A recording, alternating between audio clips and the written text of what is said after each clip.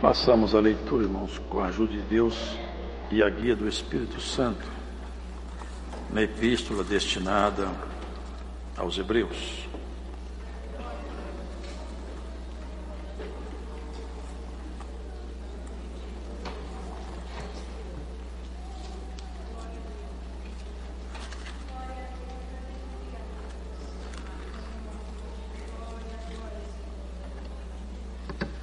No capítulo 12.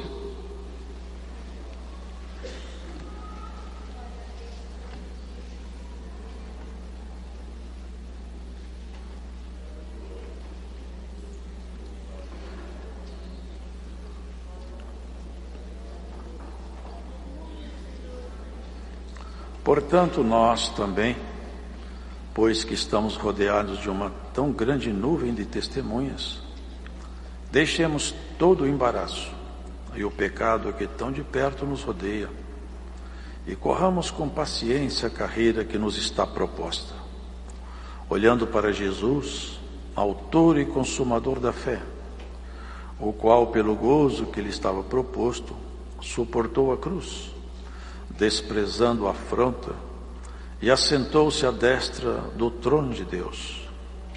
Considerar, pois, aquele que suportou tais contradições dos pecadores contra si mesmo, para que não enfraqueçais, desfalecendo em vossos ânimos. Ainda não resististes até ao sangue, combatendo contra o pecado, e já vos esquecestes da exortação que argumenta convosco como filhos. Filho meu, não desprezes a correção do Senhor, e não desmaies quando por ele fores repreendido. Porque o Senhor corrige o que ama e açoita a qualquer que recebe por filho. Se suportais a correção de Deus, Deus vos trata como filhos. Porque que filho há a quem o pai não corrija? Mas se estais sem disciplina, da qual todos são feitos participantes, sois então bastardos, e não filhos. Além do que tivemos nossos pais segundo a carne, para nos corrigirem, e nós os reverenciamos. Não nos sujeitaremos muito mais ao Pai dos Espíritos para vivermos? Porque aqueles, na verdade, por um pouco de tempo, nos corrigiam como bem lhes parecia, mas este para nosso proveito, para sermos participantes da sua santidade. E, na verdade, toda a correção ao presente não parece ser de gozo, senão de tristeza, mas depois produz um fruto pacífico de justiça nos exercitados por ela. Portanto, tornai a levantar as mãos cansadas e os joelhos desconjuntados, e fazei veredas direitas para os vossos pés, para que o que manqueja se não desvie inteiramente, antes seja sarado. Segui a paz com todos, e a santificação, sem a qual ninguém verá o Senhor. Tendo cuidado de que ninguém se prive da graça de Deus, e de que nenhuma raiz de amargura, brotando, vos perturbe, e por ela muitos se contaminem. E ninguém seja fornicário ou profano como Esaú, que por um manjar vendeu o seu direito de primogenitura. Porque bem sabeis que, querendo ele ainda depois herdar a bênção, foi rejeitado, porque não achou lugar de arrependimento, ainda que com lágrimas o buscou. Porque não chegastes ao monte palpável, aceso em fogo, e a escuridão, e as trevas, e a tempestade, e ao sonido da trombeta, e a voz das palavras, a qual os que a ouviram pediram que se lhes não falasse mais, porque não podiam suportar o que se lhes mandava. Se até um animal tocar um monte, será apedrejado. E tão terrível era a visão, que Moisés disse: estou todo assombrado e tremendo. Mas chegastes ao monte de Sião, e à cidade do Deus vivo, a Jerusalém celestial, e aos muitos milhares de anjos, a universal assembleia, a igreja dos primogênitos, que estão inscritos nos céus, e a Deus, o juiz de todos, e aos espíritos dos justos aperfeiçoados, e a Jesus, o mediador de uma nova aliança, e ao sangue da aspersão, que fala melhor do que o de Abel. Vede que não rejeiteis ao que fala, porque se não escaparam aqueles que rejeitaram o que na terra os advertia, muito menos nós, se nos desviarmos daquele que é dos céus, a voz do qual moveu então a terra, mas agora anunciou, dizendo: ainda uma vez comoverei, não só a terra, senão também o céu. E esta palavra, ainda uma vez, mostra a mudança das coisas móveis, como coisas feitas, para que as imóveis permaneçam. Pelo que, tendo recebido um reino que não pode ser abalado, retenhamos a graça, pela qual sirvamos a Deus agradavelmente com reverência e piedade, porque o nosso Deus é um fogo consumidor.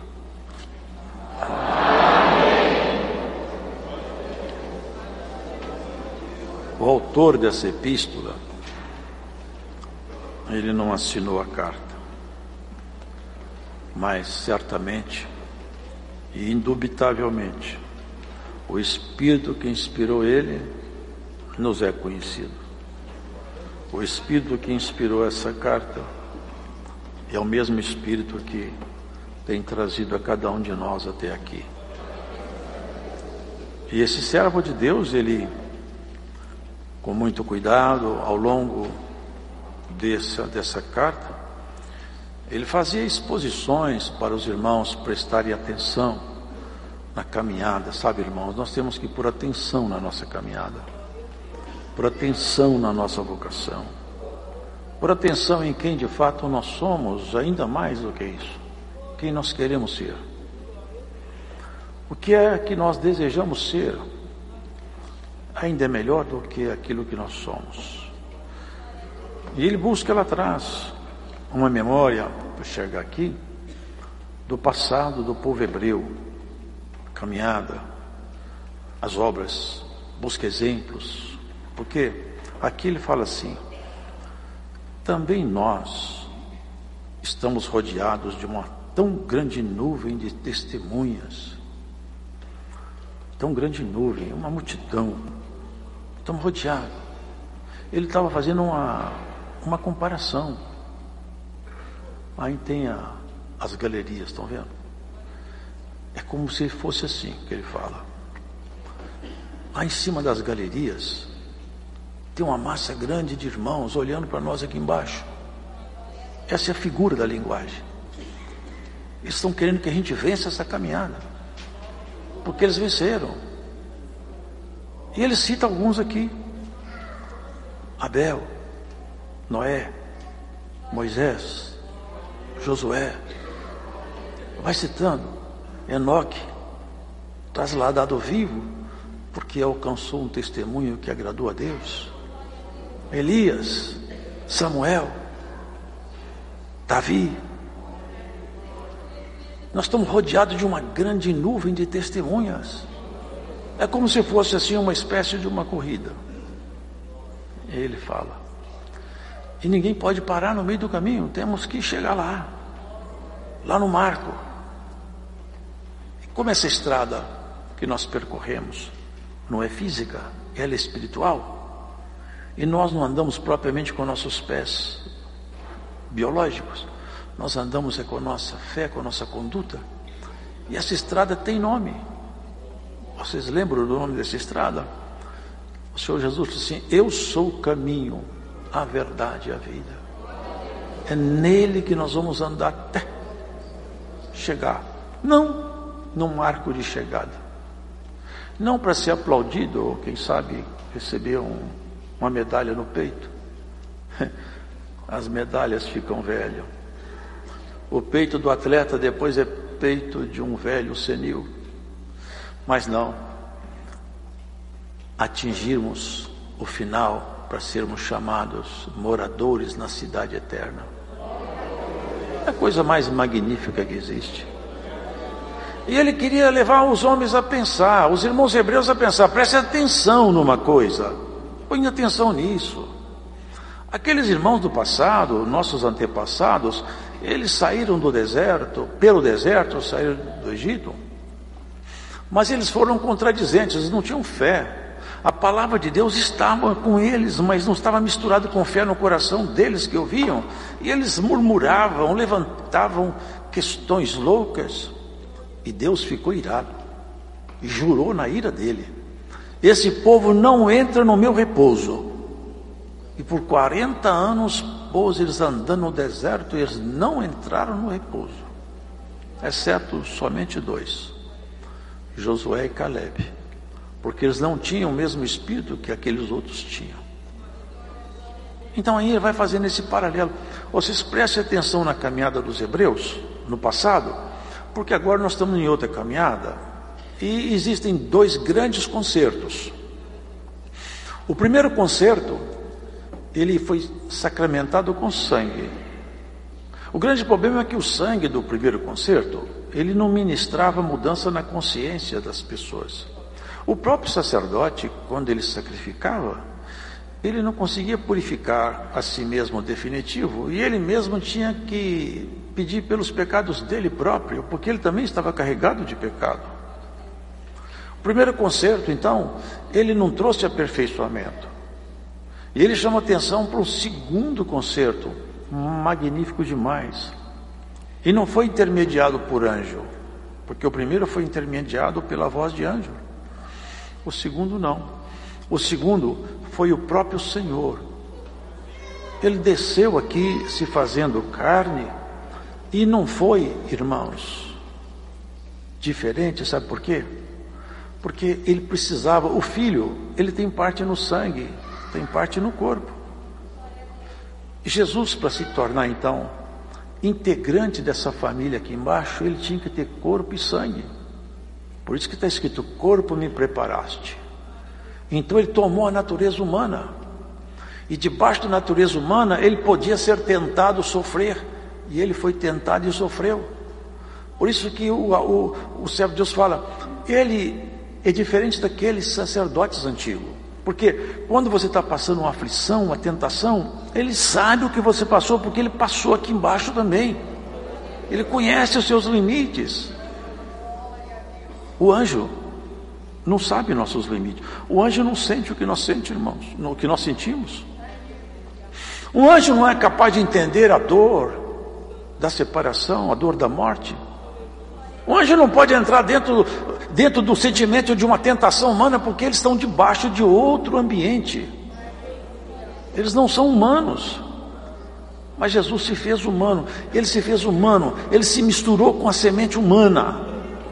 É isso que o autor vai explicando. Agora vocês põem atenção nesse novo sacerdote, hein? Põe atenção nesse novo concerto, hein? Porque aquele primeiro foi com sangue de novilhas, sangue de animais. Mas esse outro não.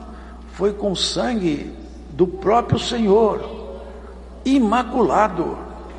Ele purificou todos os vasos aqui embaixo que creem nele, e purificou até a memória lá em cima de uma guerra que passou. Esse é o sangue da aspersão, que fala muito melhor do que os sangues que já foram derramados. Por isso que ele fala, irmãos, Jesus é a expressa imagem da pessoa de Deus, a expressa imagem. Ele sustenta tudo pela força do seu poder, e é nele, nesse segundo concerto, que nós estamos firmando a nossa vocação definitiva.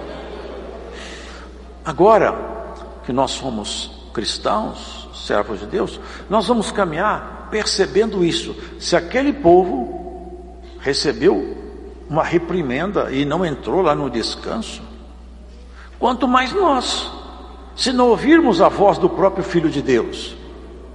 E ele discorre dizendo: Josué não levou eles para um descanso. Eles não descansaram. Alguém que acha que tem descanso debaixo do sol? Quem já descansou aqui? Se o problema não bate na porta da sua casa, bate na porta da casa da sua vizinha. Se o choro não visita a sua família, visita a família do vizinho. A terra é um lugar, irmãos, é um vale de lágrimas.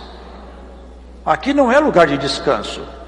Resta ainda um descanso para o povo de Deus. Aqui nessa carta ele fala isso. Irmãos, prestem atenção, há um repouso para nós. Nós vamos entrar no repouso.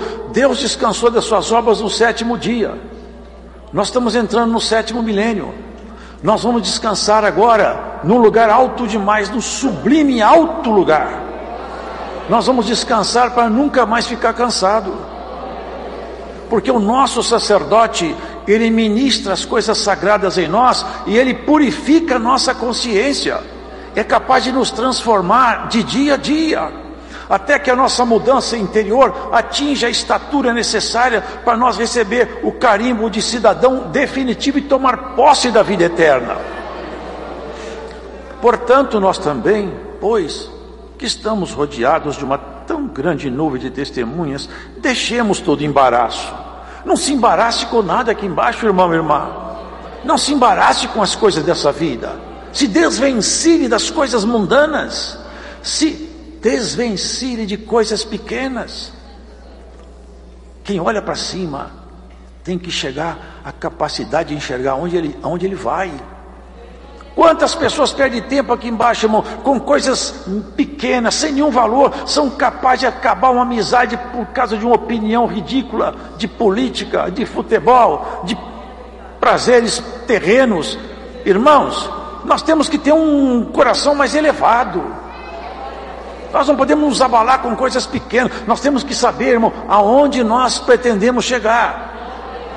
Você não quer ir para o descanso? O descanso está proposto para nós. E se vocês olharem em volta no mundo, vocês vão afirmar sem medo de errar: eis que o Senhor está às portas. Está às portas. Olha, o pecado que tão de perto nos rodeia. Hoje o ser humano não sabe falar mais o que é pecado. A sociedade adotou toda a prática iníqua. Toda sorte de miséria é livre.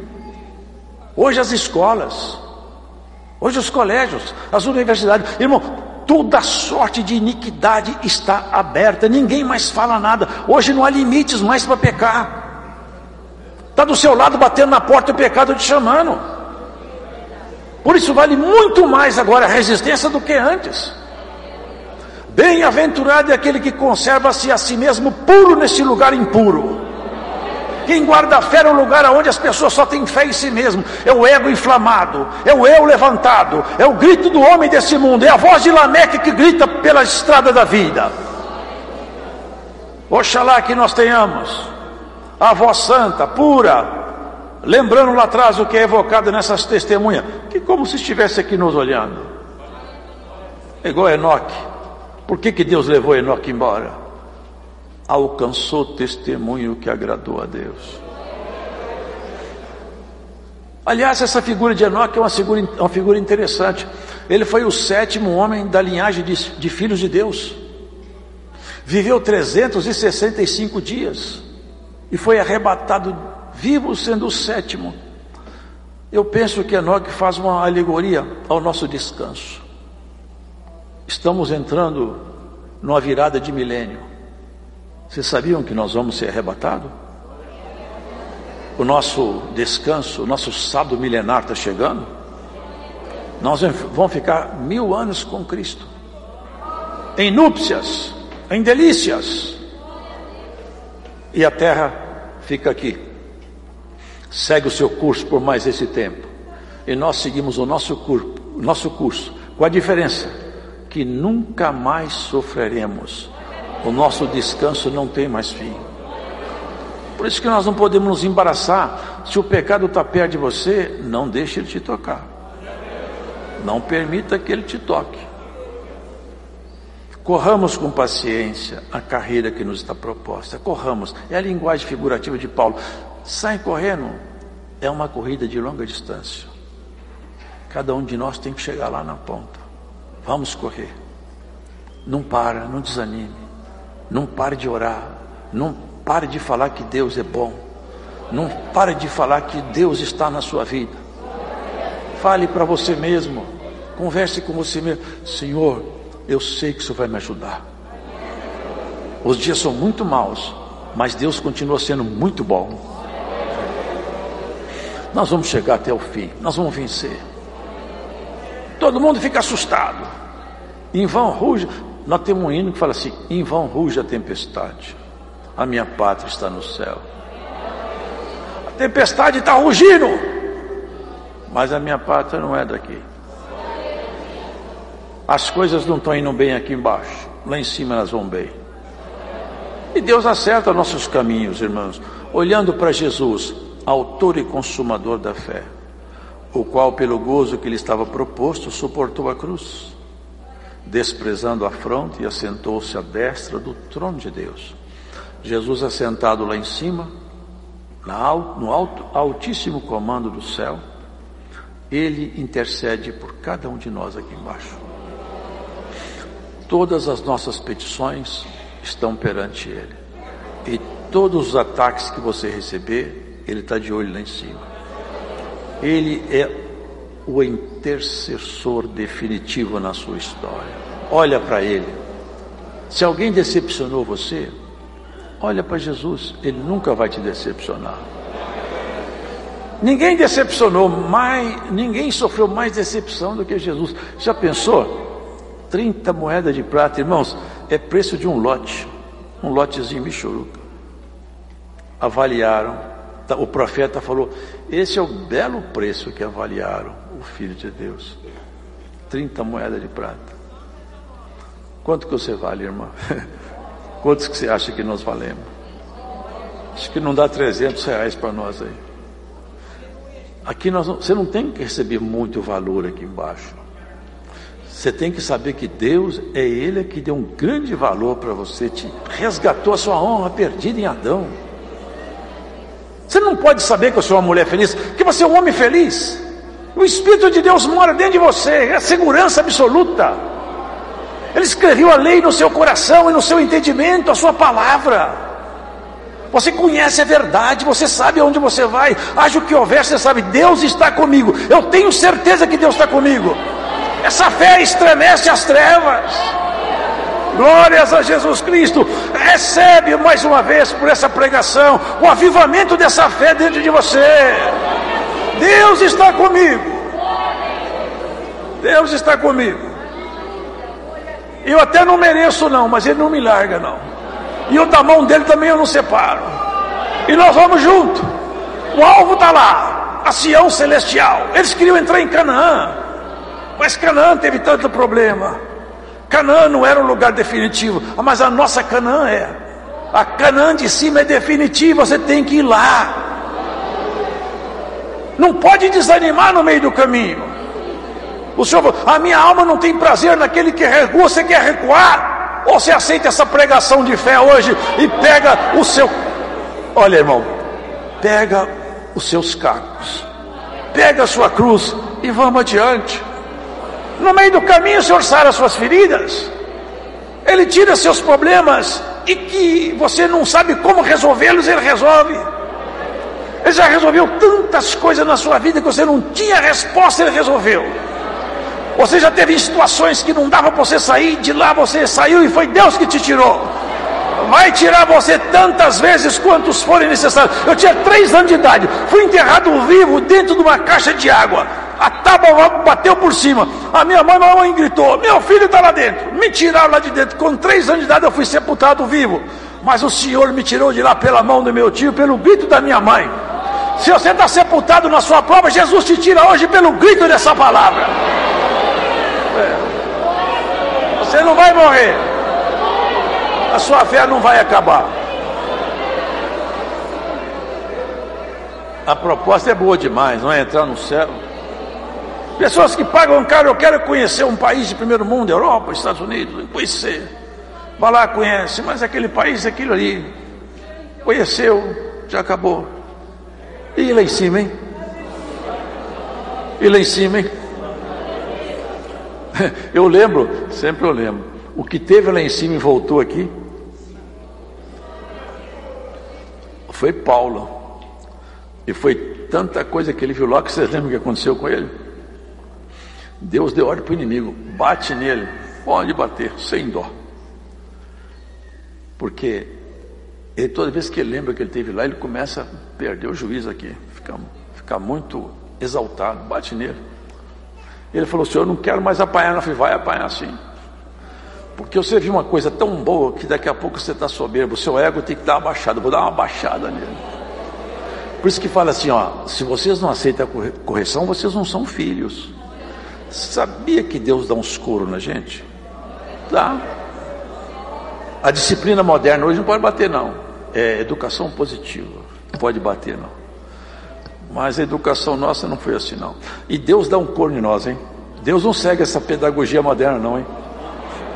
Deus dá cor nos filhos dele. Como é que Deus dá cor? Dá. Você passa um processo em que você sai gemendo, doutor: tem misericórdia, Senhor, tem misericórdia, tem misericórdia. E de grito em grito você não sai da casa de Deus. Tenha misericórdia, Senhor. E tem grito aqui que tem misericórdia. O Senhor vai tirar o chinelo da mão dele e vai te dar um tempo de paz, mulher. Glórias ao Senhor. A pedagogia divina não é pedagogia humana, não. Aqui os homens estão só acomodando, fazendo o ser humano ficar cada vez mais falso, hipócrita, mentiroso, egoísta. Não. Nosso modelo é outro. Esse modelo para nós não serve, não. Nosso modelo é bom demais, mais sublime do que os céus. Nem os céus têm a sublimidade do Senhor. E Ele está lá, à direita do Pai, ministrando por nós. Você acha que não? Ministra. Se tem uma nuvem de testemunha que o servo de Deus evocou essa memória, uma nuvem de testemunha nos olhando.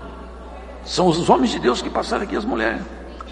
Agora não é só a nuvem só, não. E os anjos? E o Senhor, hein? Olhando cada um de nós. Pensa que não? Pensa que não? Um acerto, uma firmeza no tempo da dificuldade. Pensa que Deus não conversa lá em cima? Lá em cima tem conversa, tem diálogo. Tem conversa lá em cima, o céu é vivo. Os anjos, de tempo em tempo, estão lá diante do Senhor. Você fala com ele: você viu lá embaixo a minha serva? Você viu meu servo lá? Viu que ele passou lá, ele ficou firme, ele continua falando que não larga da minha mão de jeito nenhum. Passou uma decepção, e ele volta à minha casa e fala que está tudo certo entre nós dois aí, ó. Tem muita forma de nós dar louvor a Deus, irmão. A fé é o firme fundamento das coisas que não se veem. Olha, se Jesus considera isso, aquele que suportou tantas contradições dos pecadores contra si mesmo, não enfraqueça vocês. Quanta mentira, quanta coisa foi levantada contra ele. Agora, se suportais a correção, Deus vos trata como filhos. Porque que filho há a quem o pai não corrija? Mas se estáis sem disciplina, e da qual todos são feitos participantes, sois então bastardos e não filhos. Vocês entendem isso? Bastardo é um filho ilegítimo. Sabe por que nós somos filhos legítimos?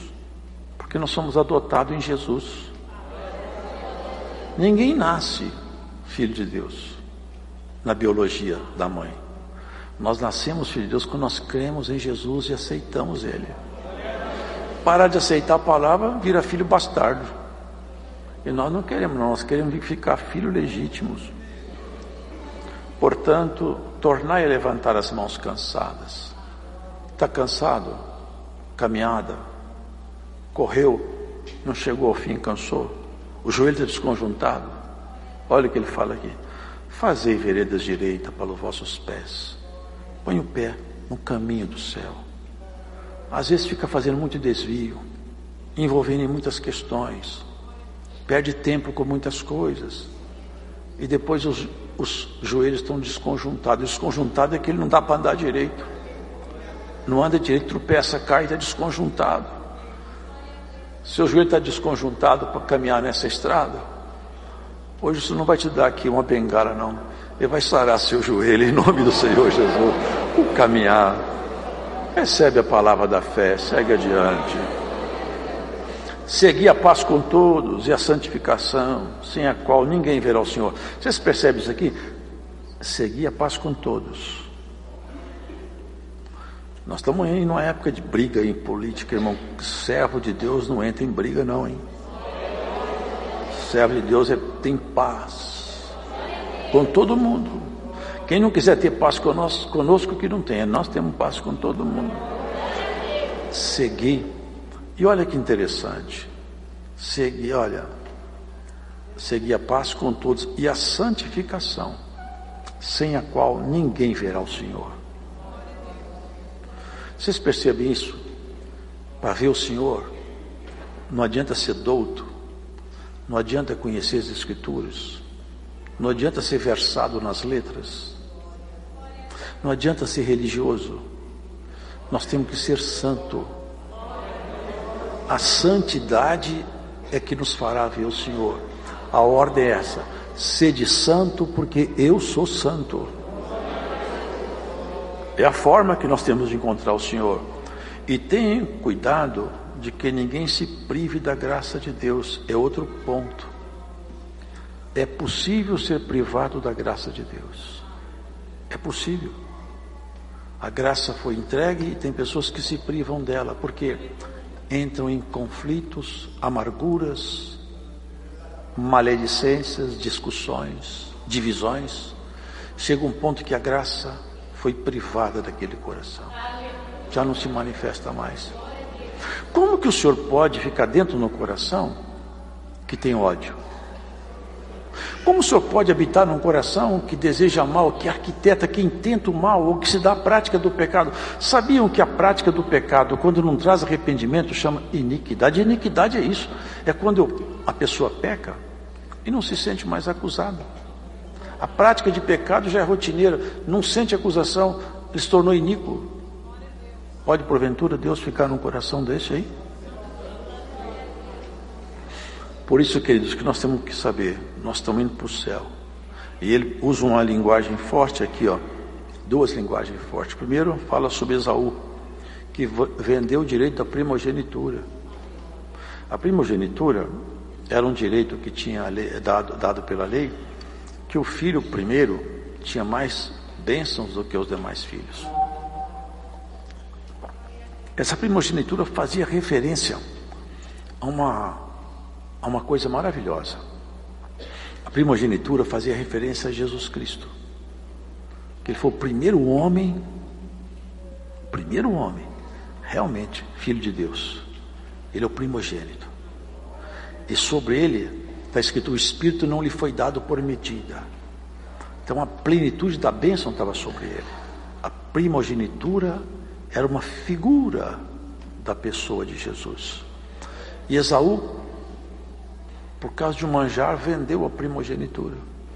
Depois ele se arrependeu, mas se arrependeu de perder a bênção.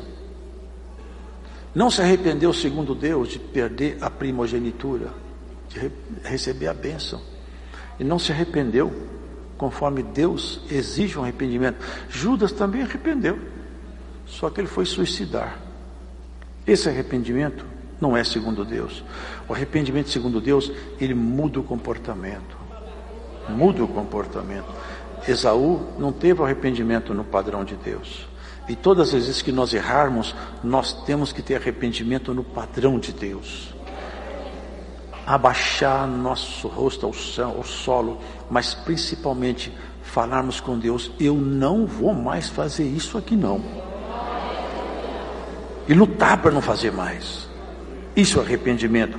Porque, irmãos, olha o que ele fala: porque não chegastes ao monte palpável, aceso em fogo, e a escuridão, e as trevas, e a tempestade, e ao sonido da trombeta, e a voz das palavras. Sabe o que é isso? Teve um dia que Moisés subiu no monte Sinai, e no monte Sinai o Senhor tinha falado: olha, não quero que ninguém chegue aqui, hein? Se chegar aqui eu vou matar. Olha a palavra que Deus falou: se um animal tocar esse monte, eu mato ele. Ninguém chega perto. E uma fumaça saía lá de cima do monte, daquele monte. E veio uma escuridão, trovões, relâmpagos. E lá naquele lugar, a voz de Deus ecoava lá do meio daqueles trovões e falava com Moisés. E uma trombeta começava a tocar um sonido fortíssimo. E falava a voz de Deus, a trombeta tocando, o tremor, os trovões, o relâmpago. Ficou todo mundo com medo. Ô Moisés, olha o seguinte, conversa-se com Deus aí, nós não queremos entrar nisso não. Não queremos mais ficar aqui perto disso não, estão com medo. Até Moisés ficou todo tremendo. Vocês não chegaram nesse monte. Nós estamos chegando agora em outro monte, muito mais magnífico do que esse. Não tem ninguém que vai morrer ao chegar nesse monte. É o monte de Sião, de cima. É para lá que nós estamos indo. Aquele primeiro monte, aquele povo não chegou. Que esse é o primeiro concerto. No segundo concerto você vai subir no monte. O rosto de Moisés desceu de lá brilhando. O seu vai brilhar aqui embaixo e vai subir brilhando para lá. Tem um sonido de trombeta que assustou os hebreus, mas tem um sonido de trombeta que vai alegrar esse povo. Quando o anjo lá do céu receber a ordem, o Senhor vai falar com ele: pode tocar a trombeta. E uma trombeta vai tocar. E nós vamos ficar com o coração cheio de alegria. A reta de chegada. Está escrito lá, ponto de chegada. As testemunhas vão aplaudir. Vai ter uma festa só. Está perto o dia, irmão, que nós vamos chegar. O porto desejado está próximo. Próximo. Quanto mais a terra fica ruim, melhor para nós. É estranho falar isso, né? Mas quanto mais piora, mais a coisa fica boa. Porque nós sabemos, o Senhor já está chegando mesmo. Eu percebo agora. Está gravando a coisa, o pecado está tomando conta de tudo. Mas não está tendo jeito mais. Eu falo assim, eu não vou deixar a coisa ficar sem remédio. Por causa dos escolhidos, Deus abreviou aqueles dias. Vocês não resistiram ainda até o sangue? Ele fala aqui. Porque aqueles irmãos nossos do passado resistiram até o sangue. E não é só do passado remoto não, passado recente. Aqui mesmo na América Central. Tem crente aí, que esses ditadores aí mataram. Teve um deles aí, que ficou bastante conhecido, pôs a mulher dele lá embaixo e falou com ele: se você não negar Jesus Cristo, nós vamos matar a sua mulher. Ele tremeu. Já tinha matado a filha dele. Ele tremeu. A mulher dele arrancou a mordaça e gritou: não nega! Não nega!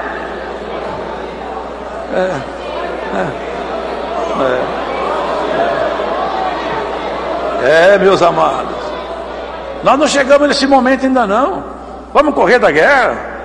Antes, pelo contrário, nós vamos robustecer nessa caminhada, encher o coração de poder, de fé, de graça, encher nossa vida de santidade. E que o Espírito Santo, por essa palavra, encha os espaços vazios do seu coração. Encha o seu coração de fé, de esperança. E faça você crer que você foi chamado para vencer essa caminhada. Lá na frente estão nos esperando. Vamos lá. Vamos, não para. Não desanima. Caiu, tropeçou. Levanta. Eu vi uma corrida de uns moços, tudo deficiente físico, outros com algum problema, alguma síndrome. Saiu correndo todo mundo para ver quem ganhava. E eu vi isso, achei tão maravilhoso. Um caiu e não deu conta de levantar, todo mundo parou. Ninguém correu mais. Por quê? Eu fiquei pensando, será isso? Eles foram lá, pegaram e levantaram, chegaram todos juntos. Aqui tem um que pega você, que não vai chegar ninguém atrasado, nós vamos chegar junto. A reta de chegada está logo ali, ó. Quando você vê que a coisa está perdendo o controle, você não fica com medo, não, você fica alegre. Olha, pelo andar das coisas aí, já eu vou embora para casa. Nós não temos aqui casa permanente. Moisés foi fiel em toda a sua casa, mas Jesus, Ele é o dono da casa, cuja casa somos nós. Ele é o dono da casa. Mais valor tem o dono da casa do que a casa, não é verdade? Ele é o nosso Senhor. Ele pegou você para trabalhar até você ficar bonita. Ele não vai largar você enquanto você não ficar bonita. Enquanto você não ficar bonita, Ele não vai largar de trabalhar em você. Vai te pegar no chinelo, na chibata, no couro. Você vai entrar no couro. A pedagogia de Deus não é moderna, não é antiga. Mas você vai ficar bonito, vai. Você pode, eu estou apanhando, tá? Mas vai acertar seu passo. Não vai entrar ninguém feio lá no céu. Todo mundo lá tem a aparência de Jesus. E por essa palavra, o Senhor te diz assim: ó homem, ó mulher que crê na eternidade, não te assuste com a correção do Altíssimo, porque Ele corrige, faz a ferida e Ele sara. Ele sara a ferida. E tem muitas feridas que vão ser saradas por essa palavra. Eu sinto o Espírito de Deus aqui. Há um poder aqui nessa pregação para sarar a ferida aqui na congregação do Brás. E aonde você estiver ouvindo essa pregação, glórias a Jesus, que o poder dessa palavra sare as feridas tuas, da tua casa. Glórias a Jesus, que a virtude dessa palavra pegue você e embale você na esperança de que você não é uma mulher qualquer, você não é um homem qualquer, você não tem uma história qualquer. Deus te deu nome, sobrenome, história, futuro garantido. Tem uns que não tem aposentadoria, não tem plano de saúde, falou: estou perdido. Se ficar doente, você tem garantia total com Jesus. Glórias a Jesus Cristo, o seu plano é perfeito. Aleluia. A beleza própria daqueles que habitam lá em cima já te aguarda. Lembra-te disso. Nós temos que andar. O Senhor fala assim: minha alma não tem prazer naquele que recua. Você tem vontade de recuar, irmão? Tem, irmão? Não, nós não somos daqueles que recuamos, não. Nós vamos adiante.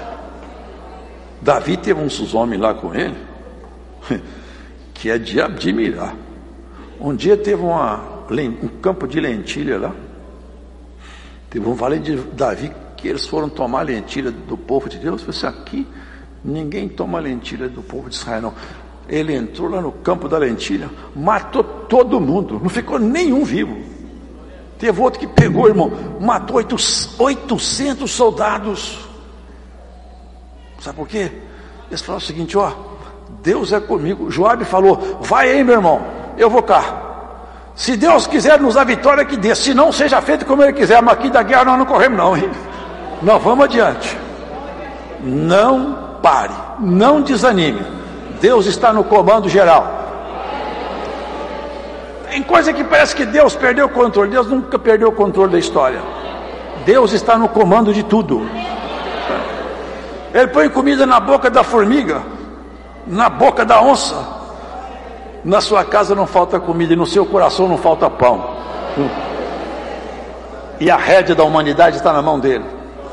Ele destitui poder. Tem poderes aí, irmão, que estão aí arvorados. De repente Deus tira do poder. Sabe o que é? A vida. Vocês lembram de Herodes? Ele fazia um discurso tão cheio, de repente morreu. Que é o homem, que é o ser humano. Nesse planeta Terra, aqui não tem Senhor. Não tem. Aqui todos são passageiros. Passam por aqui. Ainda falei ontem, anteontem, não sei. Aqui, ó, se pegar daqui a 100 anos, nós que estamos aqui, e vocês que estão escutando também longe, daqui a 100 anos, não tem nenhum de nós mais aqui. Cadê aquele irmão? Ah, já foi embora. E o irmão? Ah, já foi. Não tem nenhum aqui mais. Já passou. Que é a glória humana? Glória é de Deus. E Ele vestiu essa igreja de glória. Vestiu de salvação. Vestiu de esperança. E veste com solução para os seus problemas também. Que grande nuvem de testemunhas. Quantos passaram aqui? Se eles pudessem vir aqui hoje testemunhar aqui nos microfones, hein? Elias ia falar: eu passei para 400 homens lá de Baal, eu estava sozinho, mas eu confiei no Senhor, desceu fogo do céu, a coisa ficou boa. Chamasse Daniel aqui, me jogar lá na cova do leão, cheio de leão bravo lá, mas quando eu caí lá dentro tinha um anjo lá junto comigo, a coisa ficou boa. Chamasse aqueles 3 hebreus aqui, E o fogo estava ardendo.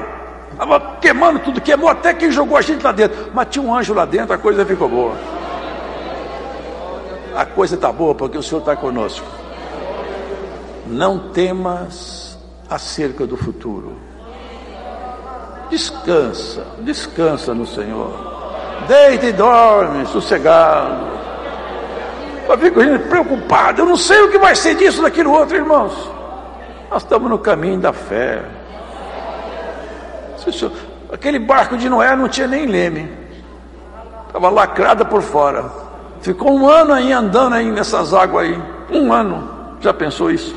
1 ano sem leme, não sabia onde ia parar. Não acabou comida, né? O leão não comeu a zebra. Não teve confusão lá dentro. Deus estava lá dentro, organizou tudo. Essa arca aqui também, ó. Aqui Deus põe tudo no lugar. Glórias ao Senhor. Essa arca aqui, sabe onde ela vai parar? Aquela parou no monte. Essa aqui vai parar no monte de Sião. Essa arca aqui está indo lá para cima. O Senhor vai nos levar em paz. O Deus de paz te acompanhe. A fé, que é o firme fundamento das coisas que a gente não enxerga. Movimente seus passos.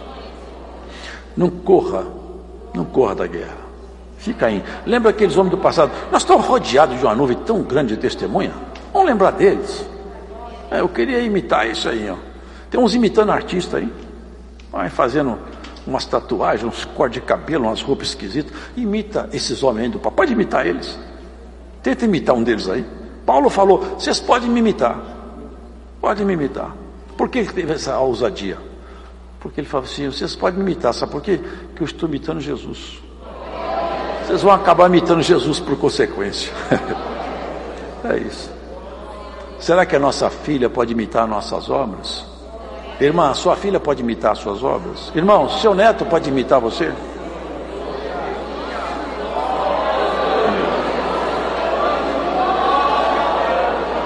Faz hoje aqui uma ponderação hoje.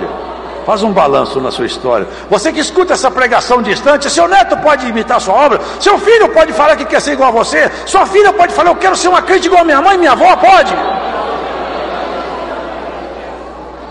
Nós estamos caminhando. Não chegou ao fim ainda. Tem tempo de consertar. O joelho está desconjuntado, o Senhor acerta. Faltou força, o Senhor dá força. O Deus de paz nos acompanhe. Deus seja louvado. Vamos agradecer.